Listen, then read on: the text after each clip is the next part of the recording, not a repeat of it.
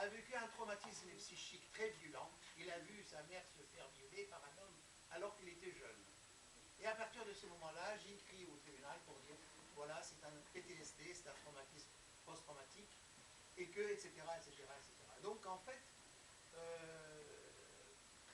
mais, je veux dire, notre culture de base, c'est-à-dire égyptien, et notre culture qu'on a acquis en France, elle se marie très très bien, mais il faut approfondir le sens, et non pas la forme. Oui, j'entends, oui. Je crois qu'on est tous pareils. Simplement, moi, j'arrive maintenant à parler français.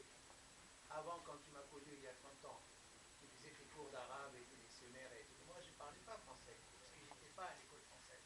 J'ai appris tout seul. Et maintenant, j'arrive à comprendre. Je suis très heureux que tu fasses le café littéraire, que tu fasses une association pour la culture. Et je suis heureux de te voir. Je vois que le temps passe, mais bravo ce que tu as fait pendant. Je ne sais pas tout ce que tu as fait. J'ai vu une tonne de livres là-haut. Non, non, c'est pas Mais très qu'est-ce qui te c'est Seigneur de une petite gagner chose ici simplement. aujourd'hui? Mais je veux bien simplement ajouter quelque chose à propos du feu, Oui. parce que quand même le feu qui présente la purification. Regardez ce budgetier. Pour arriver à avoir un or pur, vous le mettez à long temps dans le feu. Pour avoir si vous voulez, l'or, 24, on dit carats, non? Voilà, c'est 24. Et voilà, c'est ça. Et on dit aussi pour l'homme, parce que le feu représente aussi la souffrance. L'homme, pour arriver à la sagesse absolue, il faut passer par la souffrance. La souffrance, pour lui, exactement la même que le feu, pour amener l'or à la purification. Pour répondre à ton remarque sur le feu, Oui. notre ami Maurice Olnick, qui a écrit Merveilleux Malheur et qui a beaucoup écrit chez Odile Jacob, Ouais. Il a parlé d'un concept qui a fait une fortune, la résilience, qui est une composante de la vulnérabilité humaine. Et la résilience, c'est quoi? C'est une concept métallurgique, et les ingénieurs, les polytechniciens, ils savent très bien, en métallurgie, quand tu chauffes le métal, il devient résilient. Ouais. Et lui, il a utilisé le concept psychologique, il l'a utilisé en la métallurgie, le concept de résilience, pour décrire sa traumatisme étant enfant et comment il a reconstruit sa vie alors qu'il était très vulnérable, c'est-à-dire très prédisposé à une anomalie ou à une trouble psychologique, alors que maintenant il y a un best-seller en France et ce concept de résilience est en relation avec le feu, puisque c'est en chauffant le métal qu'on peut le tordre. Mais pour ne pas s'égarer de la nouvelle, on veut rester d'abord sur la nouvelle qui avait en fait un but de comparaison. Si c'est fini, ça y est, la nouvelle. Non, le but, c'était Oui, une comparaison, on ne l'a pas dit. Le but, normalement, le but de deux cultures.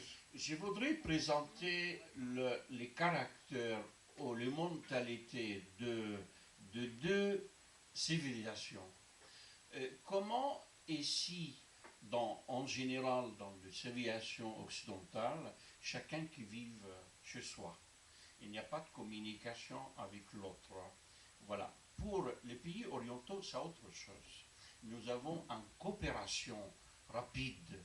Vous voyez, à propos du feu, vous voyez que nous avons des enfants, des femmes, etc. Chacun qui a apporté de l'eau, voilà, rempli de seaux remplis de l'eau, etc.